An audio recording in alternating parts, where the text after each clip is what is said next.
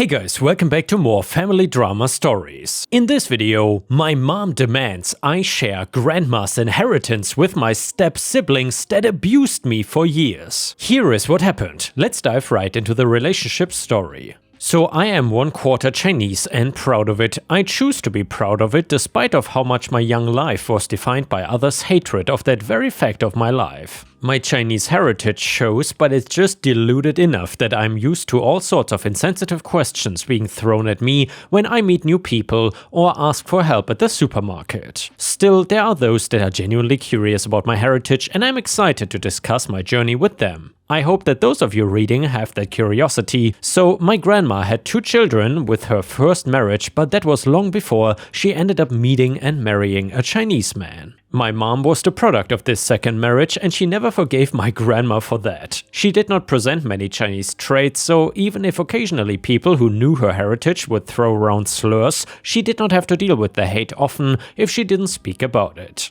I think this is what got her so comfortable with trying to lock away her heritage. But I guess she still had been attacked by enough hate and had let it build up inside her that she never had a good relationship with my grandma. By my mom's first marriage, she had completely left half of herself locked away from everyone. She did not even keep a picture that had anyone in her family in it. She even pored over the photos she did display to make sure that her Chinese traits did not show. Something that my biological father has spoken to me about was her blatant racism against any Asian people. He said that the topic seemed to change her and was the only sign that he had early on that my mom was not the right person for him to be with. The rest of the signs showed up soon enough. My mom and biological father shared the celebration of their second wedding anniversary with the day of my birth. They did not make it to a third though. I was unmistakably mixed race and this created 2 scenarios. My mother let her husband think that she had an affair, or she can point a finger at my grandma and slather blame on her. Of course, my biological father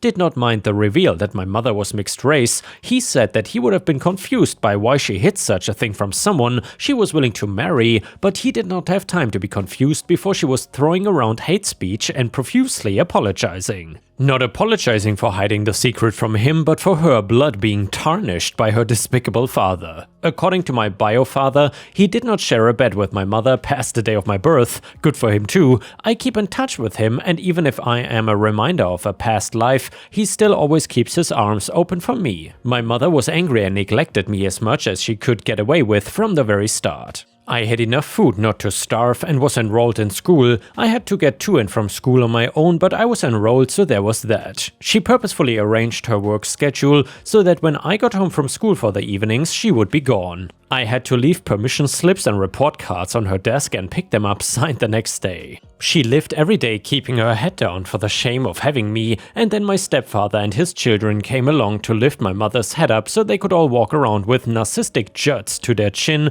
looking down their nose at everyone who crossed their path. And I was the ugly duckling. If I was even deemed worthy enough to come to the family portraits, then I spent most of my time standing by the photographer. I learned from a young age to cut my own hair because my mom would not give me money and I could not work yet. Meanwhile, all of my step-siblings were always perfectly groomed and the oldest stepsister even dyed her hair and had an extravagantly expensive earring collection. Anyone who has been a victim personally likely knows that the periods of neglect like this are what you hope for though. I got in the habit of staying after school. I even found a way to hide in my grade school during the after-school program so that I could be alone in the school for a couple hours before walking home. I developed a love of reading and studying that has shaped me into the curious and intelligent person that I much prefer over what I might have been if I was favored by my mom and brought into my step-siblings' affections. Those periods of neglect always ended. The house got dirty and my mother believed that there was no point to hiring someone to clean when you have a Chinese idiot at your disposal. Or the house would be clean and my mother just wanted to call someone slant-eyed while telling them to mop a spotless dining room. I still don't know if my step-siblings ever bothered to learn my name while I was living at home. They got creative with slurs though. I was not given anything, and anything I earned I hid as well as I could or risk it going to whichever step-sibling wanted it. Then I went into 7th grade and found a letter near the trash. My mom had missed the bin and it tucked itself in a corner out of sight of anyone not cleaning the place. It was a letter from my grandma. I don't know how many letters came before, but I know that this was the last one that my grandma bothered to send to my mom. It had information about my grandma's situation and made it clear that she needed some extra help. Her husband had passed unexpectedly and she could not work because of her disability. She had their savings disbursing money to her monthly, but she did not have the long-term care insurance she needed to keep her living situation comfortable. When school was out the next day, I used the city metro and my own 2 feet and found my grandma's house. She asked who I was and I answered. For the next few minutes there were mostly just tears from both of us. From that moment on, I took care of my grandma however I could. It started with small stuff and I still lived with my mom because she had threatened to send child services after me and my grandma if I didn't come home to be battered with abuse. It did get to be much more though. By the time I graduated high school, it was something I expected to be a full-time job. I moved away from my mom and me and my grandmother lived on her monthly disbursements and the money from whatever part-time job had not fired me for my erratic schedule yet. I was 20 years old when my grandmother passed away. She passed peacefully and had her years before then filled with happiness as she was reunited with someone who finally proved to her that all the hate she received from my mother was not her fault. It was uncomfortable seeing my mother and step-siblings again at the will reading. My stepsister was the same age as me and still had every intention to stay at home and sap at her father's patience and budget until he forced her out. None of them worked their fingers to the bone, all of them expected to be given the world though. While my stepfather's job paid plenty well, they were excited for what kind of gifts they might receive with the injection of this inheritance money. Except the will only read my name. Every penny and speck of dirt of my grandmother's property went to just me. I had taken care of my grandma's house for years already, and I knew exactly what I wanted to do to fix it up. It was important to me that I keep the house a monument to her, and that meant making sure it was updated a bit so it would not fall to pieces. My grandmother always distributed whatever money she could spare to charities and causes that she believed in. Action was important to her, and she believed that words or intent were weak compared to it. We had discussed how much of her money would go immediately to which charities and the rest would be enough to keep me comfortable while I pursued university that I had delayed for 2 years in order to take care of her. All this is to say, I was not surprised by receiving all of my grandmother's estate. I was even less surprised at the horror and indignance in the faces of my mother and stepfamily. One sputtered out a weak "but" and I'm pretty sure he was trying to say, "but she was white." When we left the room, my mother pulled me aside. She stood straight back and still looked down her nose at me even though I stood an inch or two taller. "You will give that property to me. I'm her only surviving child and her estate should have gone to me. This wealth belongs to me and your step-siblings." I replied, "Mom, you only spoke to your mother once in the 20 years since I was born, and it was to threaten child service on her if she thought she could steal your daughter. From the tone of voice you used, you really should have just said slave." OP, it's the right thing to do. That money should be for her daughter and her daughter's household, not for the girl who practically ran away from home. The money goes wherever grandmother wants it to go, and it makes a hell of a lot of sense to leave it with the woman who cared for her through years filled with pain and struggle. The argument went on a bit longer without my mother saying much more than I needed to hand the money over. I didn't though. I walked away and started moving on with my life, except I was outside meeting with one of the teams that I was hiring for renovations when a letter came in a priority shipping envelope. It was a legal claim that I had put my grandmother under duress and had slowly killed her by sabotaging her medications over the last few years. My mother claimed I had murdered my grandma so she could strip me of my inheritance and send me to prison. I met with a lawyer that had worked with my grandmother with legal issues in the last 10 years or so,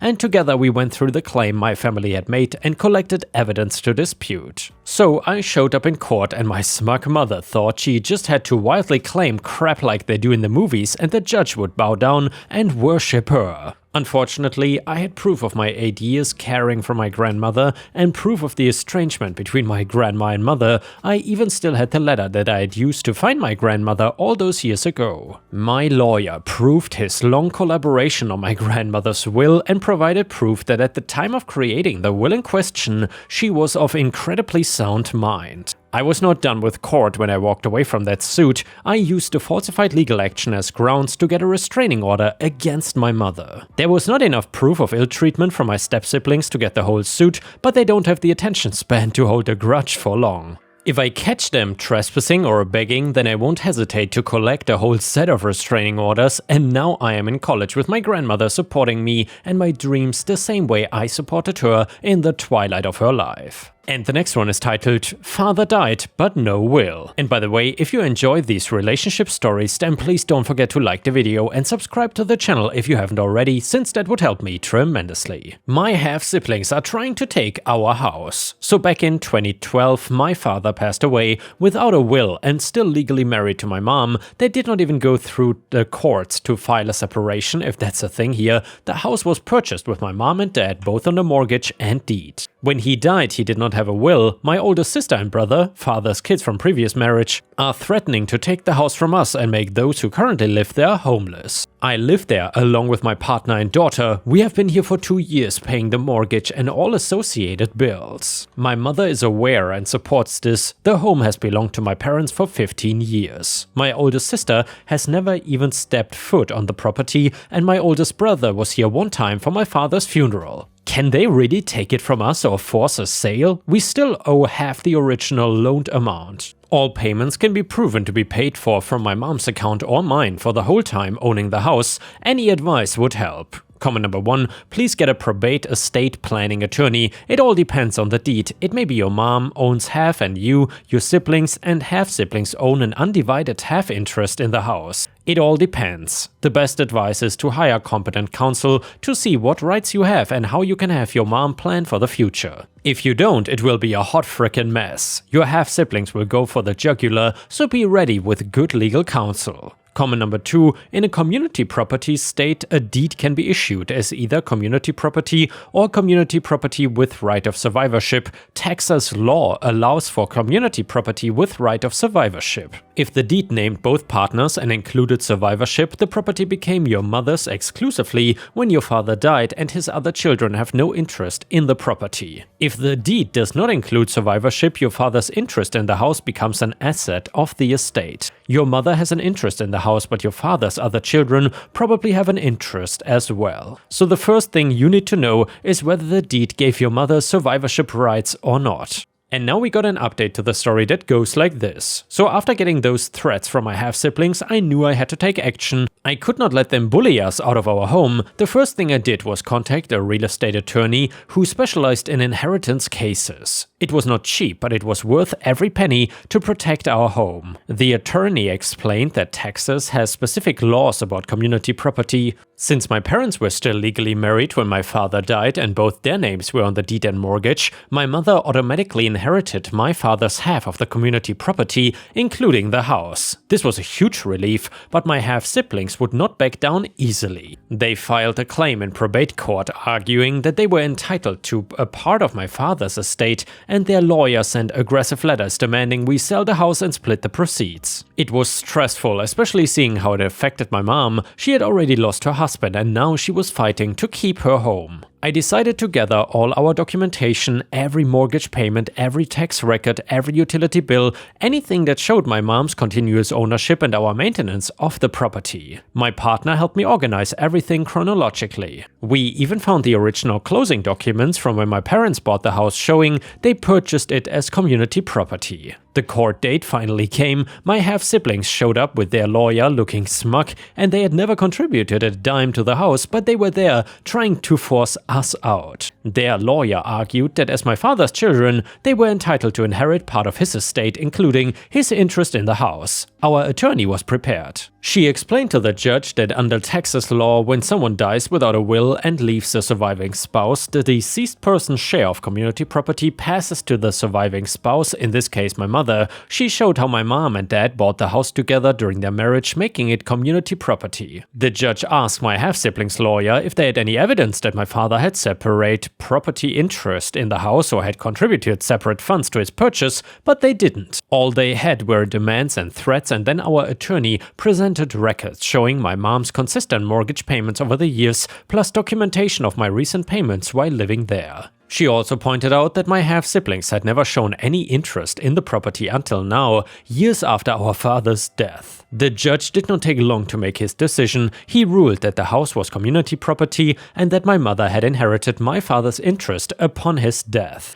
My half-siblings had no claim to it. He also noted that their delay in making any claim, waiting over 10 years after our father's death, worked against them, and my half-siblings were furious. Outside the courthouse, my older brother tried to confront me, saying this was not over. I stood my ground and told him, it is over. The house was our parents' home for 15 years. Mom is still paying the mortgage. You never cared about it until you thought you could make some money. The judge saw right through that. My sister started to say something, but their lawyer pulled them away. He knew that they had lost. After that, we took steps to make sure everything was properly documented. Our attorney helped us file all the necessary paperwork to clear the title and record my mother's full ownership. We also updated the homeowner's insurance and made sure all the property tax records reflected the current situation. The whole experience taught me a lot about standing up for what's right. My half-siblings thought that they could intimidate us because we had been quiet and accommodating in the past. They had assumed that we would give in to avoid conflict, and instead we fought back legally and properly.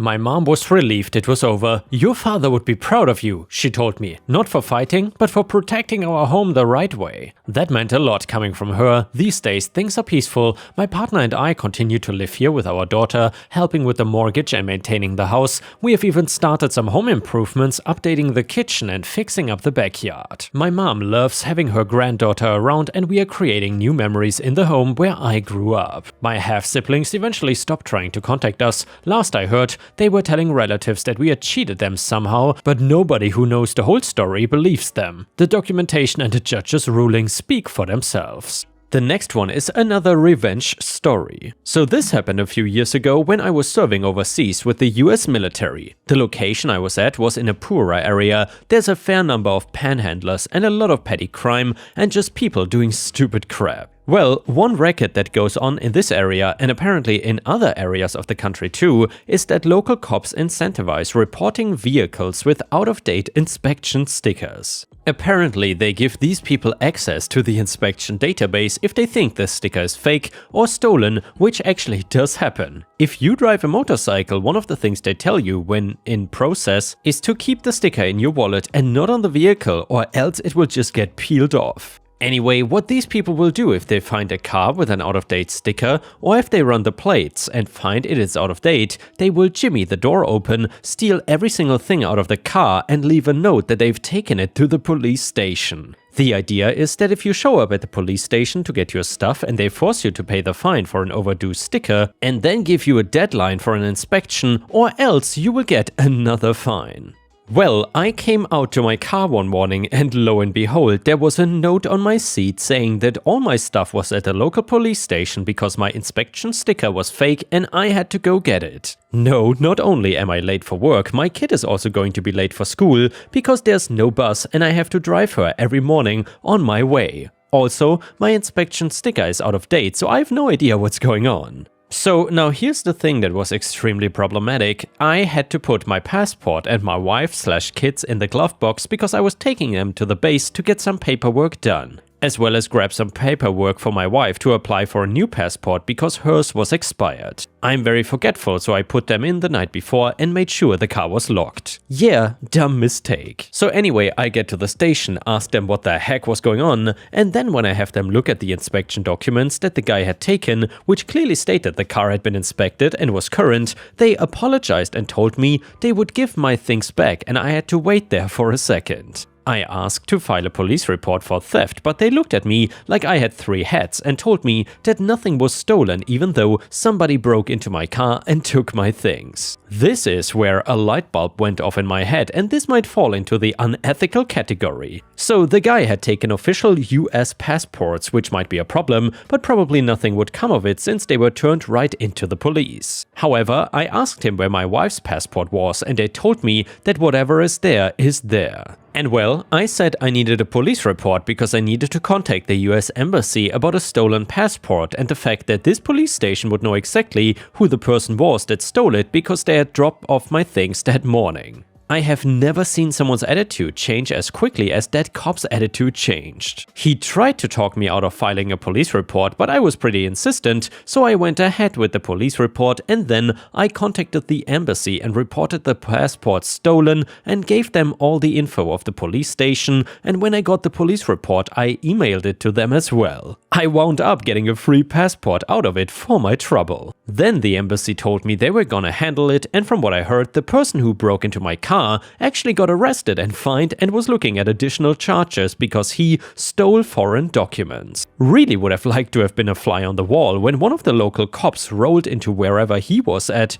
and told him to come with them. Honestly, I don't feel bad at all. Hopefully this dude learned his lesson and I don't have any further issues until I PCS'd home. And yeah guys, with this we have reached the end of the video. However, if you cannot get enough of my content, please don't forget to subscribe to the channel to not miss any of my daily uploads. And also check out my podcast by searching for Ripe Stories on Spotify, Amazon, Audible and other podcast platforms. You will often find exclusive episodes and early access to new content. Furthermore, please check out my Patreon by going to patreon.com/ripeyoutube or my YouTube membership program for even more exclusive stories. Thank you so much and I will see you again tomorrow.